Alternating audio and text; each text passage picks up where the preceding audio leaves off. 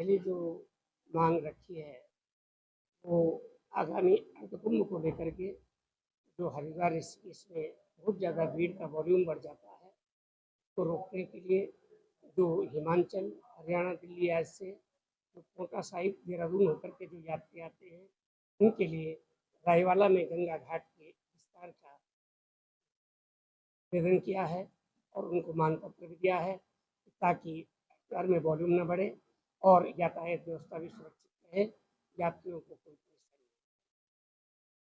दूसरा विषय था रायवाला में मेन हाईवे पर कानून की अनदेखी को करते हुए, सुप्रीम कोर्ट के आदेशों की अवहेलना करते हुए एक शराब की दुकान खोली गई है जो 2 मठों के बीच में है। दूसरा 500 मीटर की दूरी भी पूरी नहीं करती। हमने ये मांग की है उनसे कि जिस ग्राम सभा के नाम पे वो शराब की दुकान अलॉट है, उस प्रतीत नगर ग्राम सभा में उसको स्थानांतरित कर दिया जाए और रायवाला मेन बाजार को शराब मुक्त किया जाए। ऐसा जो मांग मैंने उनसे रखी है वो रखी है बद्रीनाथ केदारनाथ मंदिर समिति में कम से कम उच्च कोटि के 5 संतों को नामित सदस्य सरकार के द्वारा बनाए।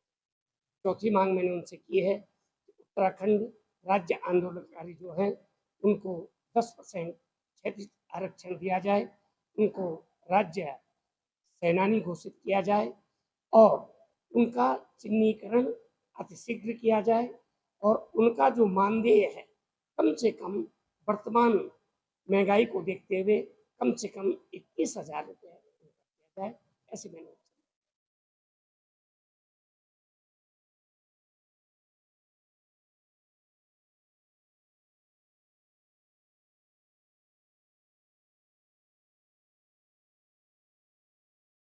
देखिए, महात्मा बुद्ध जब धर्म की यात्रा पर थे तो महात्मा बुद्ध ने 3 शब्द कहे थे कि बुद्धम शरणं गच्छामि, संगम शरणं गच्छामि और धर्मम शरणं गच्छामि। आज ये तीनों चीजें खत्म हो गई।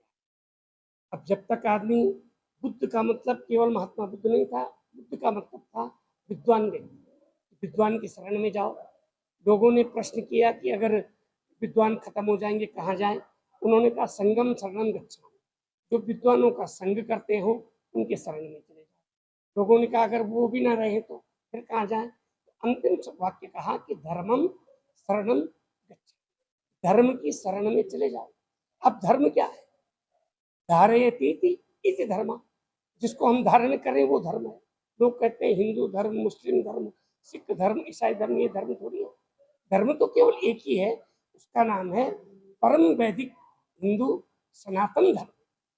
उस सनातन धर्म की मर्यादाओं को हम खत्म, सन्यासियों